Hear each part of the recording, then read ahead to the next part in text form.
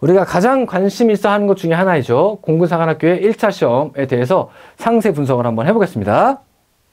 자, 일단 우리 요강에 나와 있는 거, 우리 공사의 1차 시험 올해는 7월 26일 날 토요일 날 실시되고, 공사의 시험은 수능과 비슷하지만 달라요. 수능에 나오는 문제의 어떤 유형들은 비슷하게 국영수가 유지가 되지만 그 시험의 시간이나 문제의 배치 등이 달라요.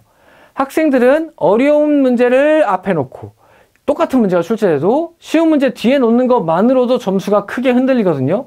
근데 사관학교 문제처럼 유형은 비슷하지만 그 형태가 다르다라고 하면 이것만 가지고도 큰 감점의 효과가 있어요. 그러니까 반드시 수능 기본기를 하되 사관학교에 특화된 1차 시험에 관련된 공부, 1차 시험의 형태와 형식에 맞는 공부를 반드시 진행하는 것이 고득점을 위해서는 필요하다라고 하는 것을 강조를 드리겠습니다. 자, 올해는 14개의 시험장에서 시험을 실시하고 원서 접수할 때 본인이 선택할 수 있어요. 앞서 말씀드렸듯이 가령 서울에 물론 인구가 많으니까 4개씩 보지만 내가 신서중에서 보고 싶어. 집이 양천구라서 여기서 보고 싶은데 여기가 마감됐다?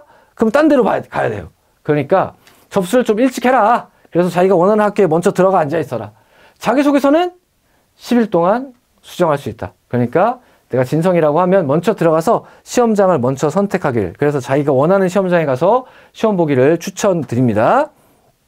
자, 인문계는 확통과 미적기하, 수학을 아무거나 선택할 수 있고 사탐과 가탐도 아무거나 선택할 수 있어요. 하지만 자연계는 미적과 기하, 즉 그리고 탐구도 과탐만으로 지정이 되어 있어요. 그렇죠? 우리 올해 일반적인 학교들에서는 이게 다 뚫려 있죠. 인문 자연이든. 하지만 사관학교만큼은 여전히 자연계에다가 과탐을 하도록 요구하고 있다. 그러므로 내가 자연계로 지원했다면 나중에 수능도 과탐을 해야 된다. 내가 다른 일반계도 같이 쓸 건데 그때는 사탐론 하는 게 유리하지 않아? 라고 생각한다 할지라도 그래도 사관학교 진성이랑 과탐을 해야 돼요. 이게 올해 사관학교 이과의 지원이 조금 적을 수 있는 이유다라고 말씀드렸었죠. 그렇죠? 자, 이런 특성이 좀 있다. 이거 한번 강조드리고. 자, 1차 시험의 시간은 오전에 끝나요. 수능과 다르게 국수형 3개를 보는데도 오전에 끝나요. 왜 그럴 수 있느냐? 국어와 영어가 문항을 줄이고 시간도 줄였기 때문에.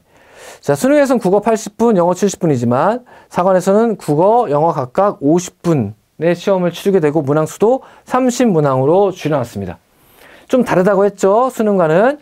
특히나 영어 같은 경우에 우리 안내문 같이 쉬운 거 이런 것들 안 나와요. 그렇죠? 빈칸이 4문제에서 5문제가 나오고 그다음에 뭐 어법이나 어휘 이런 것들이 한 문제씩 나오는 게 아니라 2문제씩 나오고 이런 식으로 조금 달라요. 난이도가 있는 문항이 조금 더 출제가 되고 유형 자체가 다르진 않지만 수능과는 문제 배열이 완전 다르게 되어 있고 이런 것들이 좀 다르기 때문에 사관학교 1차 시험에 맞게 공부하는 것이 반드시 필요하다. 그리고 사관학교 1차 시험의 가장 큰 특징 중에 하나는 11월 달이 시험이 아니라는 거예요. 7월 말에 전 과정이 만족스러운 형태로 끝나 있어야 합니다. 그렇죠? 입시의 흐름에 따라서 공부의 흐름도 그만큼 빨라야 한다는 거. 나는 11월을 목표로가 아니라 7월의 마지막을 목표로 해서 준비해야 한다는 거. 그럼 기출을 보는 속도도 사관학교 기출, 수능 기출을 보는 속도, 사관학교 기출을 보는 속도 이것도 일반 친구들과는 달라야겠죠. 7월 말까지 미친 듯이 몰입해야 된다. 라고 하는 것이 사관학교 1차 시험의 또 가장 큰 특징 중에 하나다. 라고 생각하시고 긴장감 가지고 준비하셔야 됩니다. 지금 사관을 원하는 모든 친구들 지금 4월달 다른 친구들 수능을 원하는 친구들이 9월 10월인 것처럼 공부하고 있어요. 그렇죠? 그래야만 해요. 왜 7월달에 시험이니까. 자, 탐구형은 실시하지 않는다. 물론 나중에 종합선발로 가면 수능의 탐구형은 반영이 됩니다. 다만 1차 시험에서는 탐구를 실시하지 않는다. 수능과 배점 시험 시간의 문항이 다르다 말씀드렸죠. 자, 특히나 영어에선 듣기평가와 국어의 선택과목, 원매 화작이 제어되어 있다. 라는 것들이 좀 다르다는 것을 말씀을 드리겠습니다. 1차 시험에 맞는, 1차 시험의 형태와 특성에 맞는 공부를 해주고 좀 빠르게 완성해라. 7월달까지. 라고 강조드리면서 자, 1차 시험에 그 밖에 다양한 것들을 한번 볼게요. 자, 우리 1차 시험을 어떻게 반영하는지가 사관학교별로 좀 다른 면이 있는데, 자, 일반적으로 육사식, 공사식, 해사식이 조금, 간사식이 조금 달라요. 육사식, 공사식, 간사식이 있는데, 일단은 공사 같은 경우에는 1차 시험의 합부를 얘기할 때는 표준 점수를 합산해서 뽑아요. 근데 1차 시험을 성적으로 반영할 때는 이렇게 표준 점수의 최고점으로 나눠요. 자, 요거부터 먼저 설명드릴게요. 자, 표준 점수의 최고점으로 나누면 어떤 현상이 벌어지느냐? 가령 작년 같은 경우에는 영어 시험이 어려웠고 그 다음에 수학, 국어였죠. 그럼 당연히 영어의 표점이 높겠죠. 그래서 내가 영어를 잘 봤는데 그래서 어려운 거 잘 봤으니까 성적이 잘 나오겠지라고 생각할 수 있잖아요. 근데 함정은 여기 있죠. 영어는 시험이 어려운 만큼 뭐도 높다? 표준 점수의 최고점도 높을 것이다. 즉, 우리가 점수를 환산 공식에 있어서 점수를 얻는 데 있어서 분모가 높아요. 그렇다는 얘기는 상대적으로 내가 얻을 수 있는 점수는 낮아진다라는 거죠. 즉, 표준 점수를 만들어 놓은 걸 다시 굳이 백분위화해서 점수를 내다 보니 거기에 시험을 본 친구들이 어떻게 나열되어 있는지, 어디에 밀집해 있는지에 따라서 즉 다시 등수, 표준 점수를 많은 걸 다시 등수화 시키는 거거든요. 그래서 내가 어디에 밀집해 있는지 따라서 과목의 유불리가 달라질 수 있다. 작년 같은 경우에는 영어가 제일 어려웠음에도 불구하고 영어의 영향력이 작게 나타났어요. 그렇죠? 수학, 국어, 영어 순으로 나타났습니다. 즉, 표준 점수가 좀 중간 정도라고 하면 아이들이 균등하게 그래도 좀 퍼져 있다는 거잖아요. 그러니까 오히려 최고점으로 나누면 영향력이 커져요. 근데 너무 쉽거나 너무 어려우면 아이들이 좀 몰려 있을 거 아니에요. 그러면은 오히려 영향력이 좀 낮아진다라고 하는 것이 반영에 있어서의 특징이에요. 육군이나 해군 같은 경우에는 1차 시험의 합부를 나눌 때도 성적을 이렇게 반영해요. 그러니까 어려운 순서대로 영향력이 큰 게 아니라 오히려 쉬운 게 1차 시험의 합불에 영향을 많이 미치게 되는 특성이 있는 반면 공사는 그 중간으로 1차 시험을 선발할 때는 표준 점수를 그냥 합해요. 그렇다는 얘기는 작년으로 얘기하자면 어려웠던 영어, 그 다음에 수학, 국어 순으로 1차 시험 합격할 때는 영향력이 크나 1차 시험 합격하고 나서 우선 선발이 되기 위해서 점수로 환산할 때는 작년을 예를 든다면 작년에는 수학, 국어, 영어 순으로 영향력이 커질 수밖에 없다라고 하는 좀 특이한 구조다라고 볼 수 있을 것 같아요. 이건 공사의 방식이고 간사는 다 1차 시험 통과이든 나중에 반영이든 다 표준 점수로 하고 육사나 해사는 1차 시험 반영할 때도 이거 그 다음에 나중에 1차 시험 합부를 할 때도 이거 나중에 반영할 때도 이거 이런 식으로 또 4군이 좀 다 다른 경향이 있다. 어쨌든 우린 공사는 뽑을 때 1차 시험 합부를 결정할 때는 어려운 과목을 잘하는 게 좋다. 그리고 우선 선발을 할 때는 오히려 중간 과목이나 쉬운 과목을 잘하는 게 점수를 더 많이 먹는다 라고 하는 특이점이 있다는 것을 알아둔다면 좋을 것 같습니다. 자, 1차 시험 성적 확인 및 지원 확정 해서 성적 이거 중요하다 그랬죠. 그렇죠? 다시 한번 세 번째 말씀드립니다. 8월 1일부터 8월 4일까지 1차 시험 합불이 아니라 1차 시험 성적을 발표할 때 지원 확정을 꼭 해라. 하지 않을 시 바로 불합격 처리된다. 그렇죠? 1차 시험 점수의 과열을 막고 특히나 예비번호 관리를 쉽게 하기 위해서 예비번호 부여되지 하지 않아도 될 진성이 아닌 친구들 먼저 떨어내겠다라고 하는 소리예요. 자, 합격 인원의 정원 배수를 좀 보겠습니다.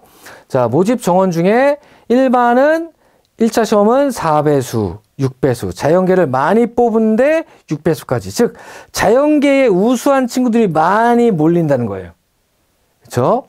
여자도 마찬가지, 여성은 인문계 8배수, 자연계 10배수.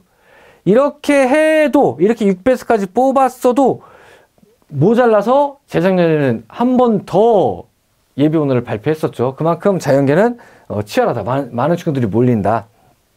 자, 다만 좀 특이한 점은 특별전형의 경우, 특별전형 1, 즉 고른기회 혹은 보훈 대상자 같은 거의 경우에는 선발 배수의 1.5배수에서 선발한다. 즉, 가령 공사를 100명을 뽑는다라고 하면 우리 인문계는 4배수, 즉 4배수, 6배수, 400명, 600명, 뭐, 이런 식으로 뽑는데, 얘는 1.5배수니까 100명을 뽑는다고 하면 9배수, 900명, 900등 안에 드는 친구들까지 범위에 포함시키겠다라고 하는 거예요. 그렇죠? 가령 자연계 여자 20명을 뽑는데 20명의 10배수는 200명, 즉 200등까지 1차 시험을 통과하는데 특별전형 친구들은 그의 1.5배수, 즉 300명, 300등까지 1차 시험에 통과한다는 거죠. 그렇죠? 즉 공사는 특별전형에서 배수의 우위가 있으므로 내가 1차 시험이 좀 부족하다라는 생각이 들면 그러면 일반 우선이 아니라 요거 특별전형으로 신청하는 게 훨씬 더 확률이 높겠다. 그렇죠? 그럼 뽑힐 가능성이 생기겠다 라고 생각할 수 있겠죠. 그렇죠? 다른 사관학교 같은 경우에는 일반 전형을 쓰는 게 우수할지, 내가 농어촌이 된다고 칩시다. 그럼 농어촌 전형을 쓰는 게 유리할지, 일반 전형, 즉에서 학교장 추천 전형을 받는 게 유리할지, 쌤 저 학교장 써야 돼요? 농어촌 써야 돼요? 이런 거 고민을 많이 하고, 실제로 사관학교하고 좀 얘기를 해봐도 어떤 때는 농어촌이 유리할 때가 있었고 어떨 때는 학교장이 유리할 때가 있었다. 이런 식으로 그때그때 다르다. 그래서 뭘 쓰라 라고 추천하기가 되게 모호한 면이 있는데 공사 같은 경우에는 특별전형에 주는 이점이 있는 거죠. 다른 학교들은 배수가 다르지 않아요. 똑같이 인문이면 4배수, 자연이면 6배수, 특별전형도 그렇게 뽑아요. 근데 공사만큼은 6배수, 4배수를 6배수로 6배수를 9배수로 더 넓게 봐주잖아요. 그럼 내가 성적이 부족하다라고 했을 때는 교장 추천과 특별전형 중에서 특별전형을 쓰는 게 어쨌든 합격 확률이 있을 것이고, 성적이 남는다라고 했을 때는 그때는 오히려 교장 추천을 쓰는 게 나을 수도 있겠죠. 왜? 뽑는 인원이 특별전형 해봐야 5명을 뽑으니까. 그래서 내가 성적이 유리하다라고 했을 때는 교장이 유리한지 농어촌이 유리한지를 명료하게 얘기하기는 좀 어려우나, 그러나 내가 성적이 좀 부족하다면 공사는 무조건 특별전형 써라. 왜? 배수가 다르니까. 그렇게 말씀드릴 수 있을 것 같아요. 자, 특별전형 2 같은 경우에는 이거 우주 신기술 인재. 자, 인문계는 뽑지 않습니다. 자연계 0.6배수 이내. 그리고 여학생은 1배수 이내. 여학생 뭐 한 10명 중에 여학생 한두 명 정도 뽑는데 20명까지 배수를 해놓겠다는 거잖아요. 그러면 이제 한 10배 정도가 되니까 뽑으려는 인원수에 그 정도면 충분히 면접을 돌릴 수 있다 이렇게 생각하는 거죠. 각각 배수체가 좀 있다. 자연계의 배수가 많이 확대되어 있다 라는 것을 확인할 수 있습니다.